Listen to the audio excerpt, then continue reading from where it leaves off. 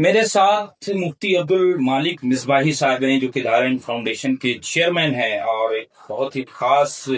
کوئی کام کے لیے یہاں پر ایک پریس کانفرنس رکھا گیا ہے، خاص مقصد کے لیے، جو کہ میں خود ان کے منہ سے سننا چاہوں گا اور آپ لوگوں کو سنانا چاہوں گا۔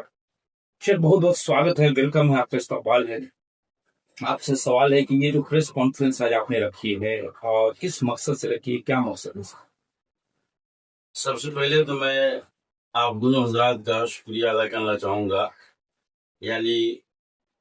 انڈیا نیٹس بھارت اور گراؤنڈ رپورٹر کہ آپ حضرات میری باتوں کو کور کرنے کے لیے اور عوام تک پہنچانے کے لیے یہاں پر تشریف لائے۔ آپ حضرات کا بہت بہت شکریہ۔ آگے میں آپ کو یہ بتانا چاہتا ہوں اور آپ کے توسط سے بالخصوص مانگو اور قبالی کے تمام مسلمانوں کو خاص طور سے اور اہل علم حضرات کو عام طور سے کہ کل چیک بورڈ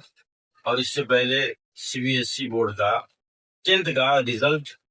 شائع ہوا۔ الحمدللہ دارین فاؤنڈیشن کے زیر اہتمام دارین اکیڈمی کے نام سے جو ادارہ چل رہا ہے، جس کا مقصد بچے کو یو پی ایس سی اور میڈیکل کی تیاری کا، اور اس ادارے کی خصوصیت یہ ہے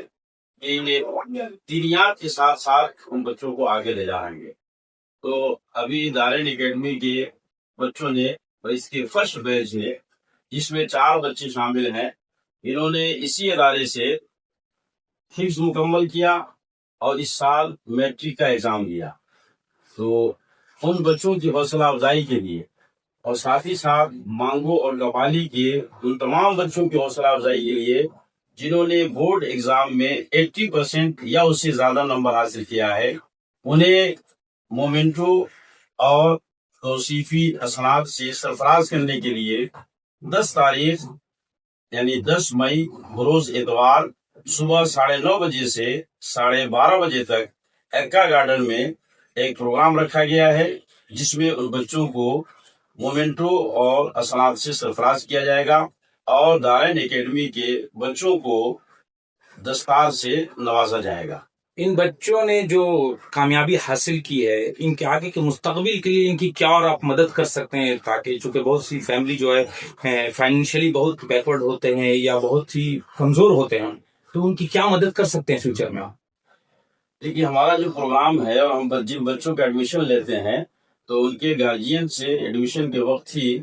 یہ ریٹن کمٹمنٹ کراتے ہیں کہ اگر آپ 12 سے 14 سال تک بچے کو پڑھانے کی اہلیت رکھتے ہیں تب دارین اکیڈمی میں ایڈمیشن کرائیں۔ ان 12 سے 14 سالوں میں ہم شروع کے 6 سے 7 سالوں میں بچوں کو حافظ قرآن یا عالم دین اور ساتھ ہی ساتھ میٹرک کا ایگزام دلواتے ہیں،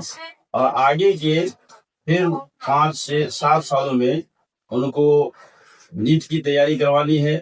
اور ایم بی بی ایس کروانا ہے، یا یہ کہ انٹر گریجویشن کریں گے اور اس کے بعد وہ یو پی ایس سی کی تیاری کریں گے۔ آپ نے جہاں تک سوال کیا کہ ان کی ہم فائنینشیل کیا مدد کر سکتے ہیں، تو اس سلسلے میں ہماری پوری کوشش رہے گی کہ ہم ان کو جو کچھ بھی ممکنہ طور پر تعاون ہو سکے،